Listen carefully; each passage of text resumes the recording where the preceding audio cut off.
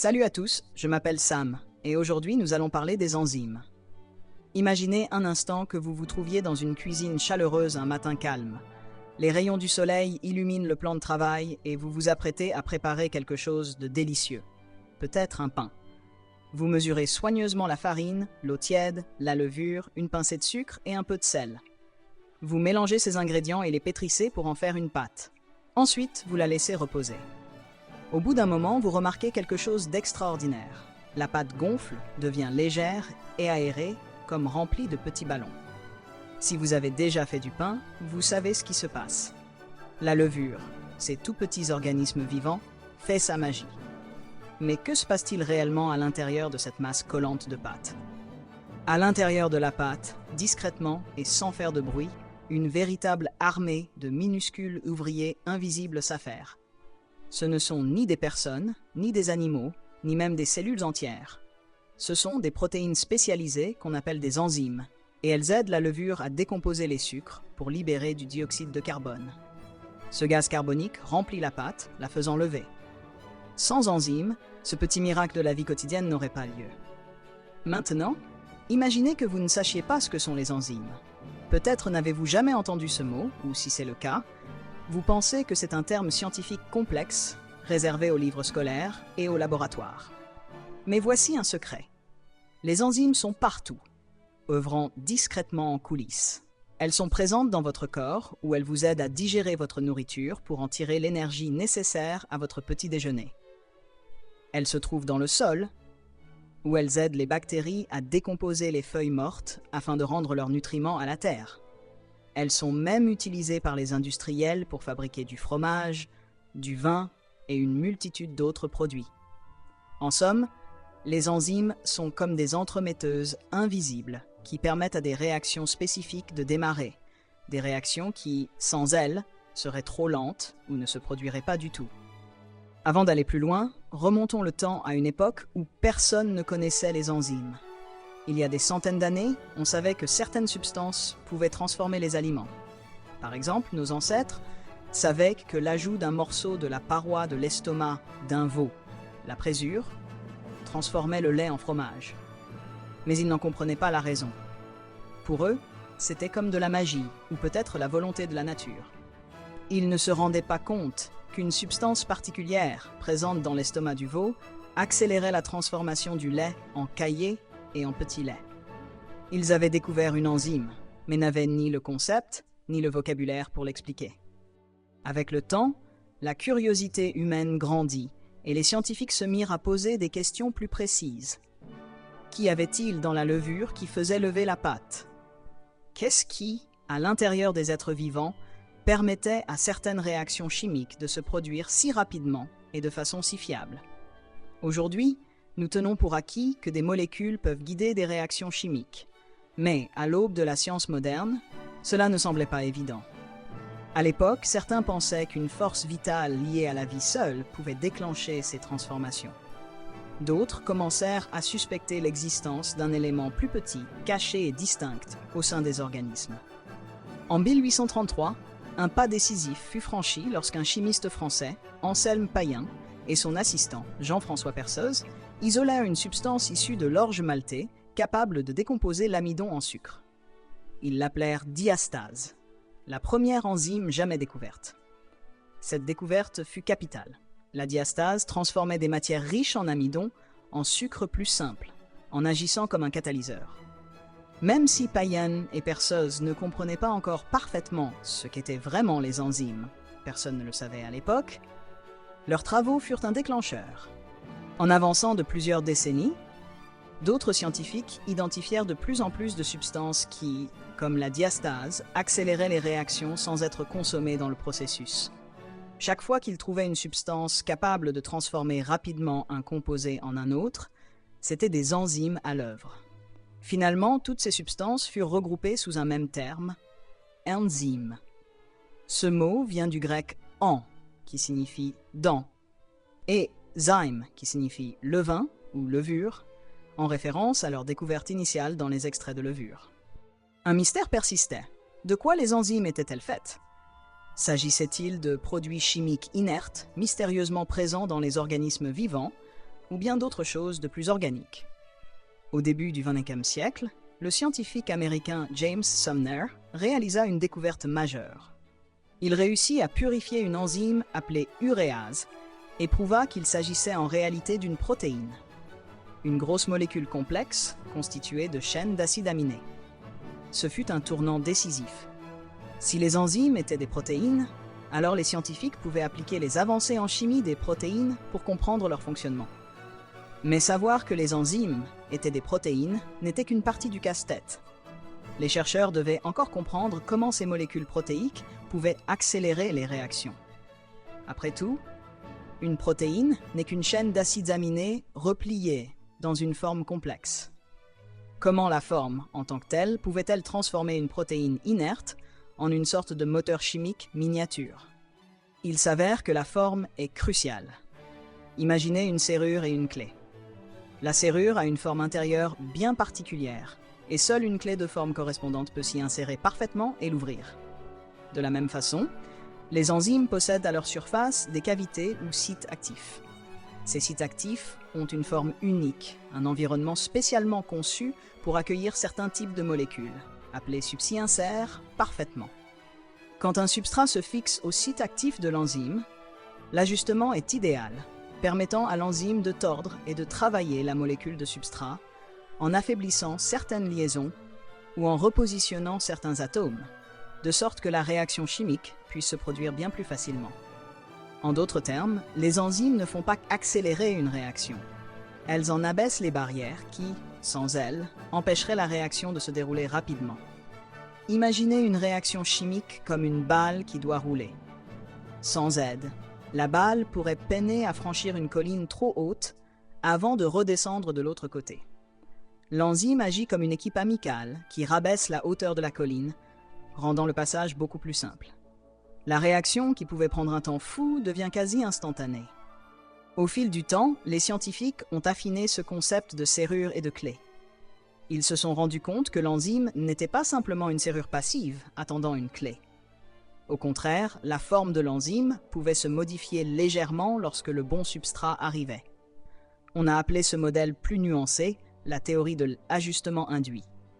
Pour l'illustrer, imaginez qu'au moment où le substrat s'approche, l'enzyme change subtilement de forme, les enlaçant, plus précisément, comme une poignée de main qui s'adapte à la forme de l'autre main.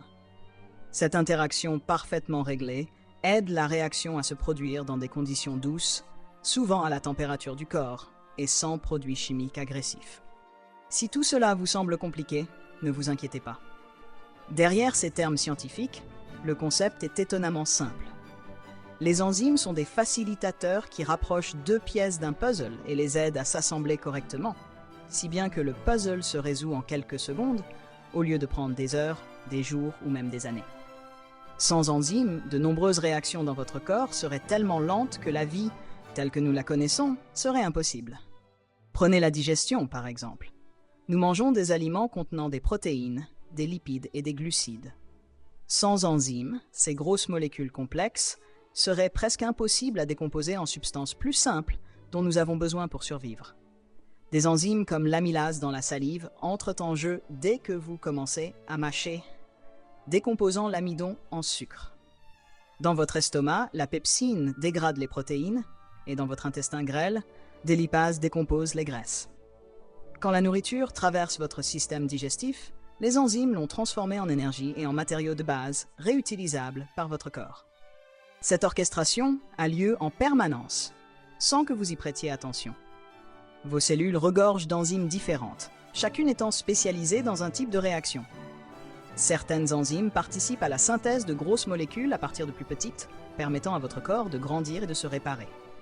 D'autres enzymes décomposent de grosses molécules en morceaux plus petits, fournissant de l'énergie ou des matières premières. Il existe également des enzymes qui contribuent à copier le matériel génétique, veillant à ce que chaque nouvelle cellule reçoive les bonnes instructions. Sans enzymes, aucune de ces opérations chimiques vitales ne pourrait se produire assez vite pour maintenir la vie. Ce principe dépasse largement le cadre du corps humain. Les plantes ont besoin d'enzymes pour effectuer la photosynthèse, en captant la lumière du soleil et en transformant le dioxyde de carbone et l'eau en sucre et en oxygène. Les micro-organismes du sol s'appuient sur des enzymes pour décomposer la matière végétale morte, recyclant ainsi les nutriments afin que de nouvelles formes de vie puissent se développer. Les enzymes sont les chefs d'orchestre chimiques qui permettent à la toile de la vie de s'organiser harmonieusement sur notre planète. Dans l'industrie humaine, les enzymes se sont révélés être des outils précieux. Il y a longtemps, nous avons découvert que les micro-organismes et leurs enzymes pouvaient produire du pain, de la bière et du fromage. Aujourd'hui, nous allons beaucoup plus loin. Les détergents à lessive contiennent souvent des enzymes qui dégradent les tâches tenaces, comme la graisse, le chocolat ou l'herbe, ce qui permet de laver à des températures plus basses et avec moins de produits chimiques agressifs. Les enzymes sont aussi utilisées pour clarifier les jus de fruits, rendre le blanchiment du papier plus écologique et produire des biocarburants. Le génie des enzymes, c'est qu'elles offrent un moyen plus vert et plus durable d'accélérer les processus chimiques, souvent en remplaçant des produits agressifs et des températures élevées autrefois nécessaires. Avec du recul, il est fascinant de voir l'évolution de notre compréhension des enzymes. Depuis la simple hypothèse selon laquelle quelque chose dans la levure et l'estomac du veau provoquait des transformations, jusqu'à l'élaboration d'une théorie complexe et élégante sur la façon dont de minuscules machines protéiques alimentent la chimie du vivant. Le chemin n'a pas été linéaire.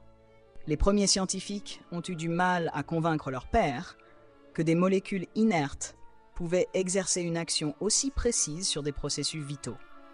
Le débat sur la nature même des enzymes, organismes vivants ou simples produits chimiques, a duré longtemps.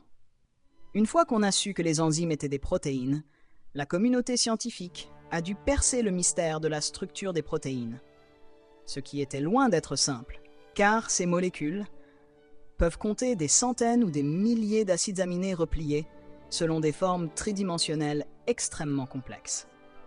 Aujourd'hui, la recherche moderne sur les enzymes repousse sans cesse les frontières. Les scientifiques utilisent des techniques avancées comme la cristallographie au rayon X et la cryomicroscopie électronique pour observer les enzymes à l'échelle atomique. Ils peuvent voir exactement comment chaque acide aminé est disposé, comment le site actif accueille le substrat, et comment de légers mouvements de la protéine peuvent modifier son activité. Grâce à ces informations, les chercheurs sont même capables de concevoir de nouvelles enzymes, en modifiant leurs acides aminés pour les rendre plus efficaces, plus stables, ou capables de traiter d'autres substrats. Ce génie enzymatique ouvre un champ de possibilités infini. Nous pourrions créer des enzymes qui décomposent plus efficacement les déchets plastiques, convertissent des polluants nocifs en substances inoffensives ou produisent des médicaments et des matériaux de manière plus durable. Les enzymes jouent également un rôle majeur dans la recherche médicale et les soins de santé. Certaines maladies apparaissent lorsqu'une enzyme ne fonctionne pas correctement. Par exemple, si vous êtes déficient en enzymes qui dégradent le lactose, le sucre du lait, vous souffrirez d'intolérance au lactose, ballonnement, gaz et inconfort après avoir consommé des produits laitiers. Mieux comprendre les enzymes permet de traiter ces troubles, soit par une adaptation alimentaire, par l'apport de suppléments enzymatiques, ou encore grâce à des thérapies visant à corriger le problème sous-jacent. Les enzymes sont aussi essentielles au diagnostic médical. De nombreux tests reposent sur des enzymes pour détecter des substances dans le sang. Par exemple, les lecteurs de glycémie, qui aident les personnes diabétiques à surveiller leur taux de sucre dans le sang, utilisent une enzyme qui réagit avec le glucose pour produire un signal mesurable. Sans enzyme, bon nombre de tests diagnostiques rapides et simples dont nous dépendons n'existeraient pas. La complexité et la polyvalence des enzymes reflètent celle de la vie elle-même. Songez-y. Tous les êtres vivants, bactéries, champignons, plantes, animaux, ont besoin d'enzymes. Malgré l'incroyable diversité du vivant sur Terre, la chimie fondamentale qui l'anime repose sur le même principe. L'utilisation d'enzymes pour accélérer et orienter les réactions chimiques indispensables à la survie. Ainsi, les enzymes constituent un fil conducteur reliant la plus petite bactérie du sol à la plus grande baleine de l'océan. Et pourtant, malgré leur importance, nous pensons rarement aux enzymes. Nous mangeons, respirons, grandissons sans jamais leur dire merci. Nous lavons notre linge, préparons notre café et faisons lever notre pain sans remarquer ces minuscules catalyseurs protéiques qui facilitent ses tâches. C'est peut-être l'une des raisons pour lesquelles la découverte des enzymes peut sembler si fascinante. C'est comme dévoiler une dimension cachée du quotidien. Une dimension présente depuis toujours, silencieuse et pourtant essentielle au bon déroulement des choses. Imaginez votre corps comme une ville animée, où chaque cellule est un quartier, et chaque enzyme un ouvrier qualifié dans une usine spécifique.